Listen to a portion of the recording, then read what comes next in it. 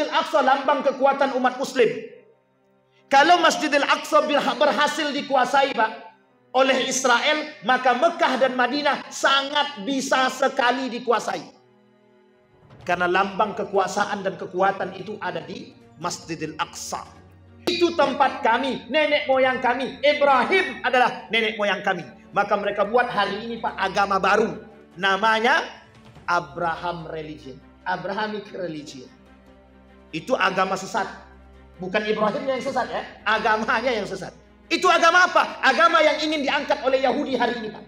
Ingin menunjukkan kepada dunia bahwa ini agama yang paling benar di bawah semua agama-agama yang lain. Isa di bawah agama Abrahamik. Nasrani, Yahudi, Majusi di bawah Abrahamik. Apalagi Islam yang dibawa oleh Muhammad, yang mohon maaf mereka tidak kenal dengan Muhammad.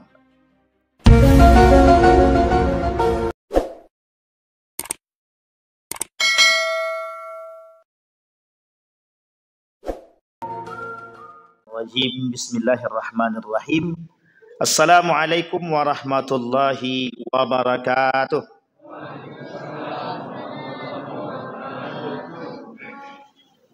Alhamdulillahi rabbil alamin. Alhamdulillahilladzi an'ama bi ni'matil iman wal islam bihima tatimmus salihat. Asyhadu an la ilaha illallah wahdahu la syarika lah wa asyhadu anna Muhammadan abduhu wa rasuluh la nabiyya ba'd. Allahumma salli wa sallim wa barik ala hadzal nabiyil karim. Allahumma salli ala Muhammad wa ala ali Muhammad fil alamin innaka Hamidum Majid. Ya ayuhan nasu taqu rabbakum alladzi khalaqakum min nafsin wahidah wa khalaqa minha zawjaha wa batha minhuma rijalan katsiran wa nisaa'a wattaqullaha alladzi tasaaluna bihi wal arham innallaha kana 'alaikum raqiba. Wa qala Allah ta'ala wan najmi idza hawa ma dhalla sahibukum wa ma ghawa wa ma yantiqu 'anil hawa in huwa illa wahyun yuha. 'Allamahu shadidul quwa dzu marratin aw dzu mirratin fastawa wa huwa bil ufuqil a'la thumma dana fatadalla fakana qaba qausaini aw adna fa'auha ila abdihi ma auha ma kadzabal fuadu ma ra'a afatumarunahu ala ma yara walaqad ra'ahu nazlatan ukhra 'inda sidratil muntaha 'indaha jannatul ma'wa idh yaghsha as-sidrata ma yaghsha ma zaghal basar wa ma tagha laqad ara min ayati rabbihil kubra. Sadaqallah. Puji syukur kehadiran Allah dengan mengucapkan alhamdulillah rabbil alamin. Bersalawat kepada Nabi dengan mengucapkan Allahumma salli ala Muhammad wa ala ali Muhammad fil alamin innaka Hamidum Majid. Mudah-mudahan kita semua yang hadir Allah berikan keberkahan, kesehatan, kekuatan, rumah tangga yang sakinah, mawaddah warahmah, anak-anak yang saleh dan salihah, orang tua kita yang dijaga oleh Allah, orang tua kita yang telah mendahului kita yang ditempatkan oleh Allah di tempat terbaik di sisinya. Insyaallah kita semua husnul khatimah. Amin ya rabbal alamin. Baik Bapak Ibu sekalian yang berbahagia, kita lanjutkan Bapak Ibu.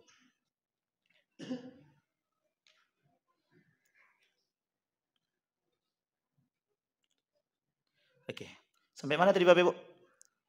Lupa pula saya rasa. Ada yang masih ingat Pak? Cerita dongeng. Kembali kepada cerita tadi Bapak Ibu. Dongeng. Dan itu dua kalimat Allah sebutkan dalam Al-Quran. Dalam dua bentuk. Kata Allah dalam Al-Quran yang pertama, kata Allah asatirul awwalin. Itu dongeng-dongeng belaka kata dia. Tapi yang kedua bukan lagi dongeng kata dia. Sihrun mubin kata dia. Itu sihir yang nyata kata dia. Jadi Nabi Muhammad itu dikatakan sebagai penyihir. Nanti kita lihat Bapak Ibu. Salah satu pelajaran daripada Isra wal Mi'raj itu. Kembali kepada poin kita Bapak Ibu. Nabi menyampaikan perkara kebenaran, mereka katakan bahwa itu adalah sihir yang nyata. Jadi ketika Nabi bisa membuat orang percaya dengan apa yang disampaikan, maka dikatakan itu sihir. Sama seperti pernyataan tentang Buraq. Mana ada kereta yang lebih cepat daripada kereta yang mereka pakai. Mereka beranggapan orang kaya yang mampu memiliki hal demikian. Tapi semua itu ditepis. Kita lihat Bapak Ibu.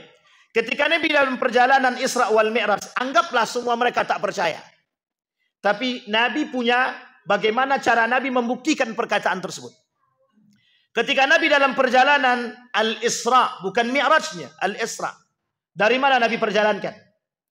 Allah memperjalankan Nabi dari Masjidil Haram sampai ke Masjidil Aqsa. Kenapa kok Allah mulai dengan Masjidil Haram?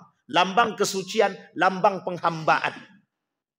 Kok bisa begitu Pak? Ya, Masjidil Haram dilambangkan sebagai lambang pensucian, lambang penghambaan sampai hari ini.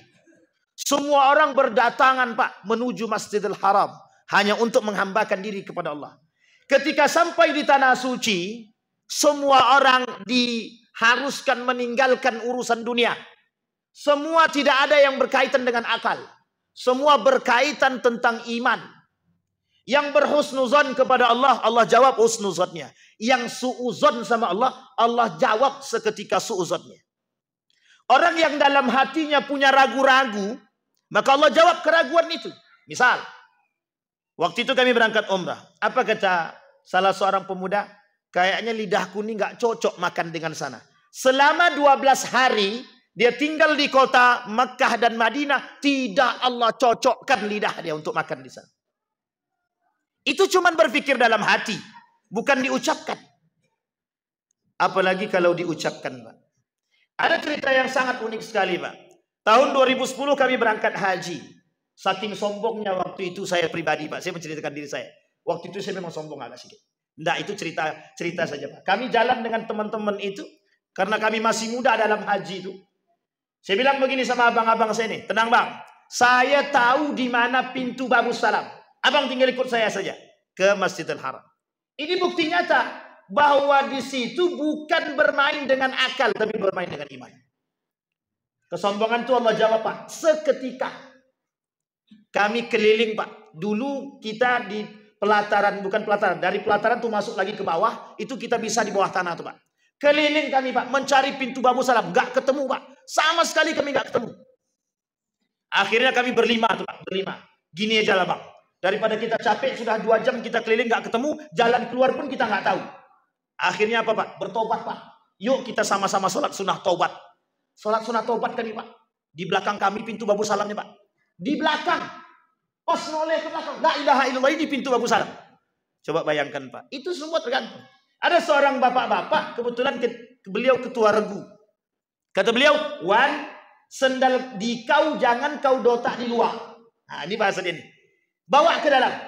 Nanti hilang orang ramai. Kami satu kamar itu ada sekitar 20 lebih.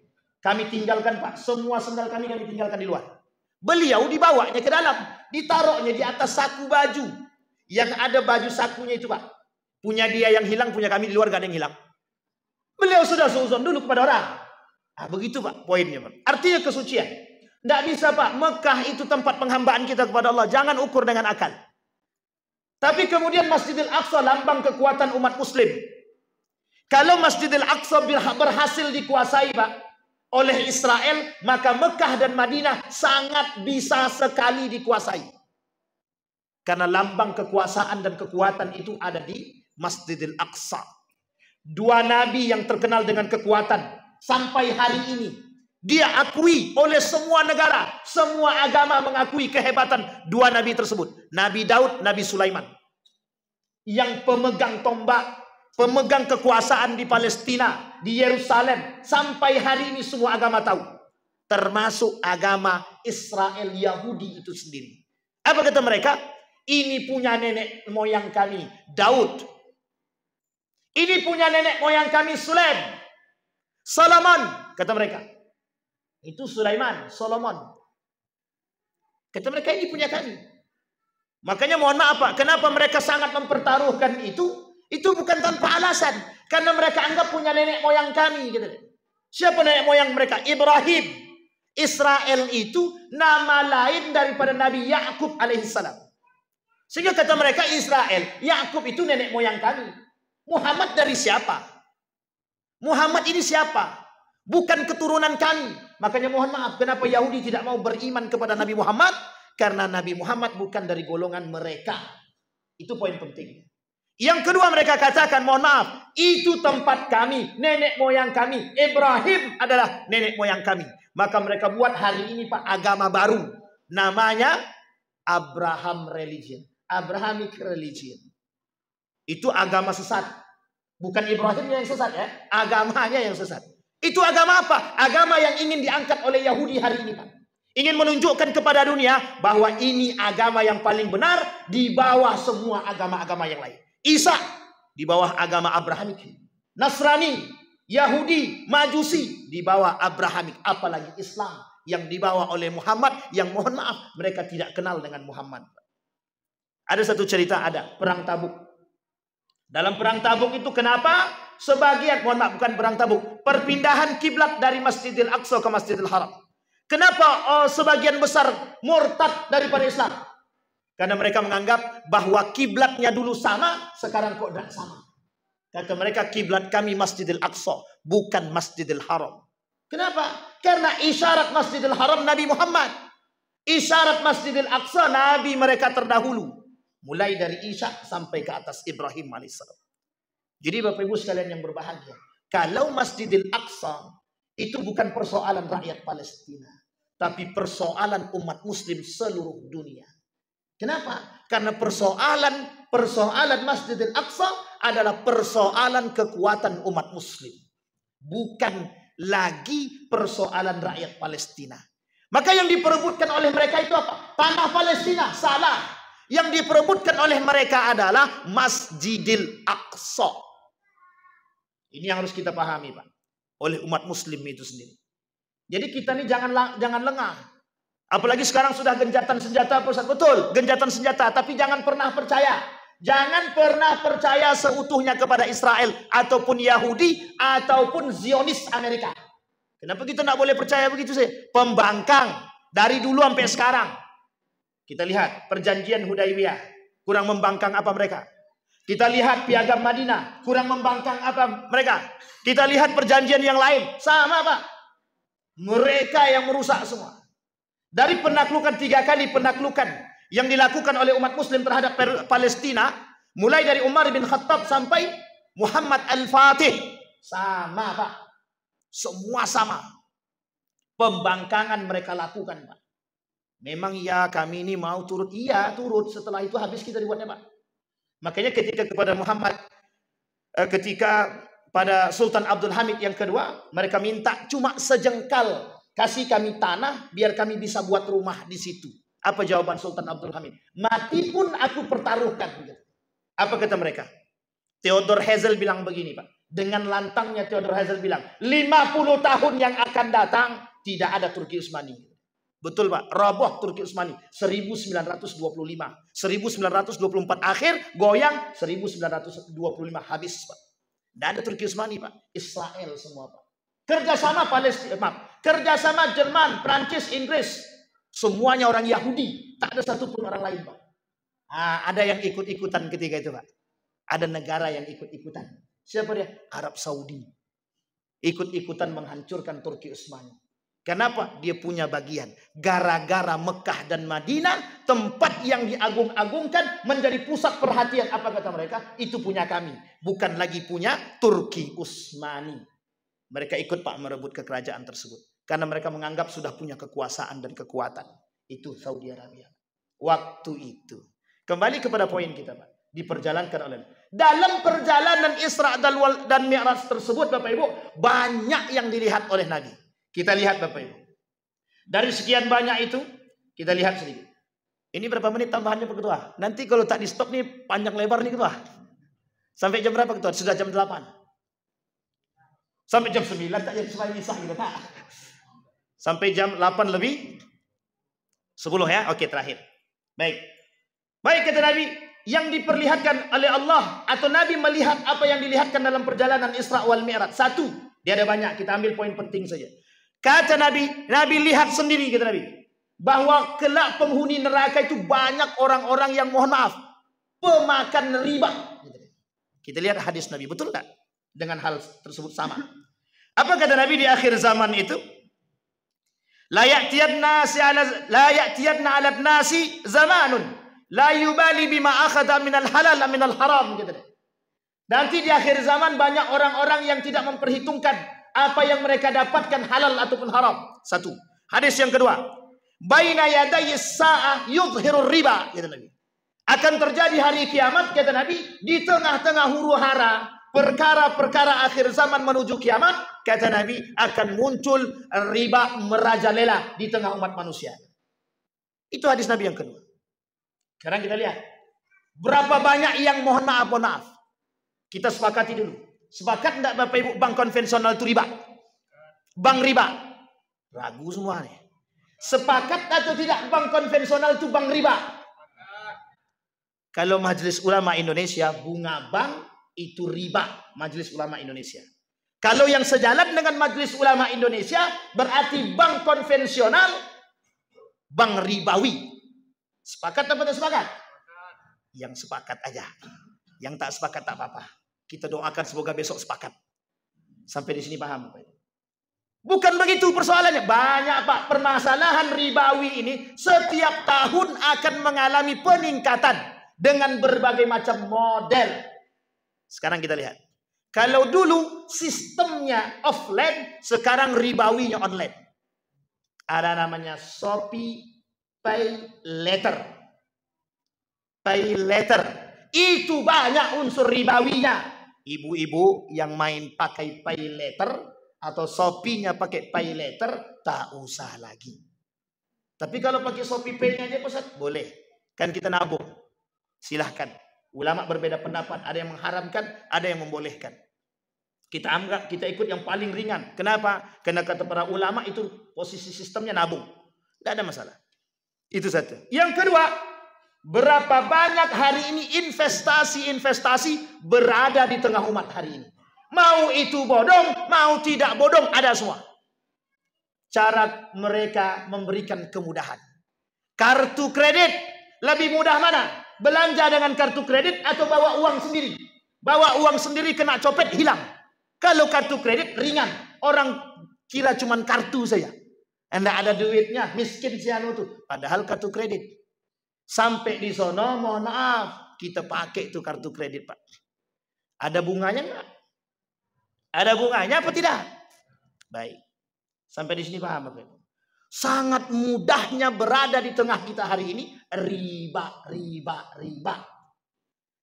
Kalau itu diartikan riba secara maknawi dan istilahi.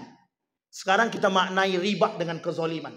Berapa banyak transaksi jual beli dengan kezoliman hari ini? Tak terhitung Pak. Tak terhitung. Maka ada model ribawi yang akan datang yang mulai muncul di tengah umat muslim hari ini. Di tengah umat manusia. Bitcoin. Nanti akan ada namanya mata uang elektronik. Nah, itu sudah menjadi tolak ukur mereka. Di situ unsur ribawinya sudah besar. Yang selanjutnya Pak. Dari alat, mohon maaf. Dari emas dan perak yang dulu cuma menjadi perhiasan atau alat tukar zaman dahulu, sekarang dijadikan perhiasan, sekarang dikembalikan menjadi alat tukar, dan orang akan berbondong-bondong bermain dengan hal demikian Pak. Dan di situ akan muncul riba yang lain yang begitu banyak. Sehingga mohon maaf Bapak Ibu, kalau persoalan riba ini Bapak Ibu, itu kelak di akhir zaman saya sangat yakin, seyakin-yakinnya perkataan Nabi mustahil tidak terbukti. Pasti akan terbukti. Kenapa? Karena sekarang sudah kita lihat berbagai macam model Pak, untuk bisa mengeluarkan riba. Kita ambil contoh. Contoh yang lain. Sekarang ada namanya pinjaman online. Pinjol. Ada yang main pinjol Bapak Ibu? Tidak ada, mudah-mudahan jamaah sini tidak ada Pak. Kalaupun ada yang bermain dengan pinjaman online, cepat selesaikan. Jangan sampai, mohon maaf, penyakit mereka itu muncul. Kalau kita tak sanggup bayar, itu data kita akan mereka sebarkan Pak. Data kita disebarkan, itu masih mending kalau cuma disebarkan Pak.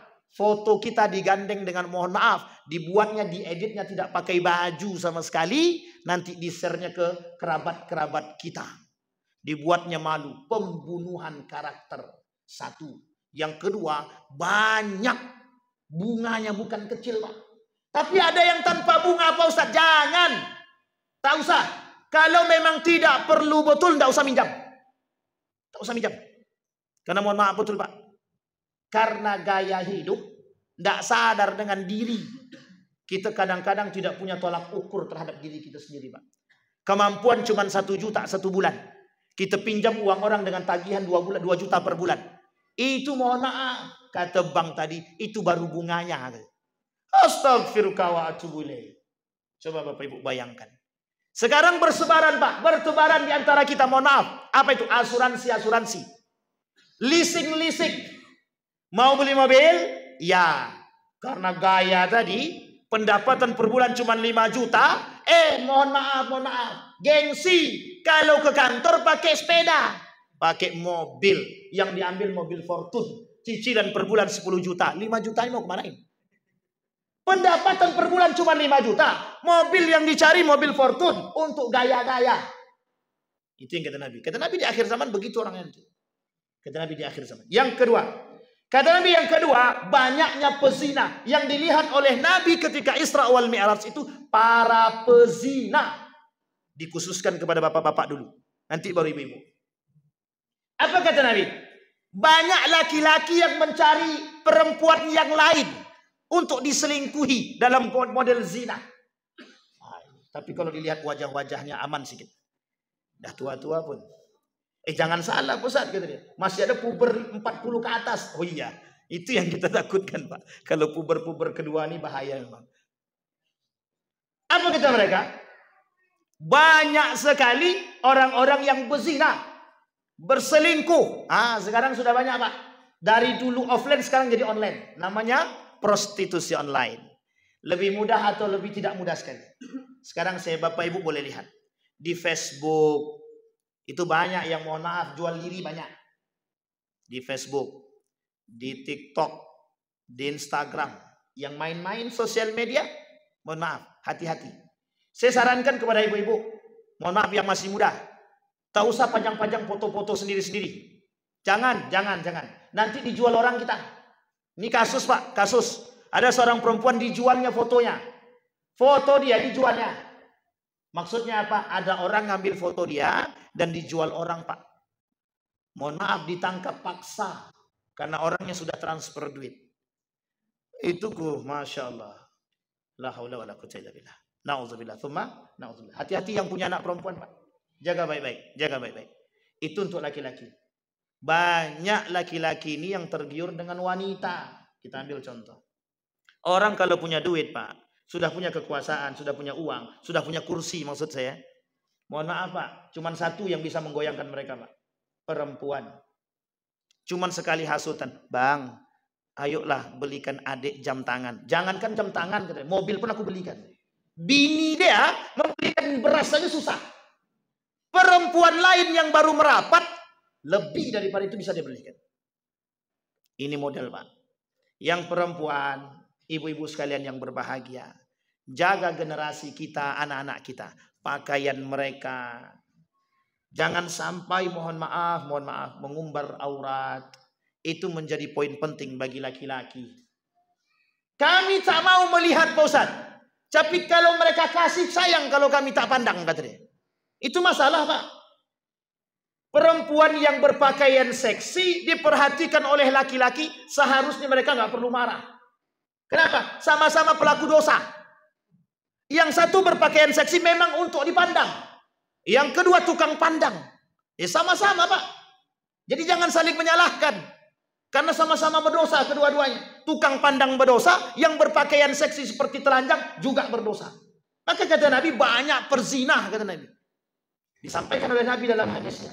Kelak di akhir zaman kata Nabi akan muncul para pezina-pezina dan mereka berzina, mohon maaf, seperti binatang di tengah jalan, kata Nabi. Sudah habis. Alhamdulillah, sudah jam 8 lebih 10. Untung apa ingatkan Pak. Kalau tidak lewat kita Pak. Terakhir Bapak Ibu. Saya ingin tutup Bapak Ibu. Sebelum kita menyelesaikan ini semua, Bapak Ibu sekalian yang berbahagia. Di dalam persoalan Isra wal Mi'raj itu banyak yang diperhatikan oleh Nabi, tapi poin penting yang disampaikan oleh Nabi cuma satu Pak.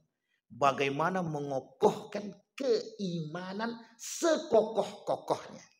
Saya cuma ingin sampaikan kepada kita, Pak. Saking mudahnya iman kita goyang di akhir zaman, semuanya Allah keluarkan untuk mereka.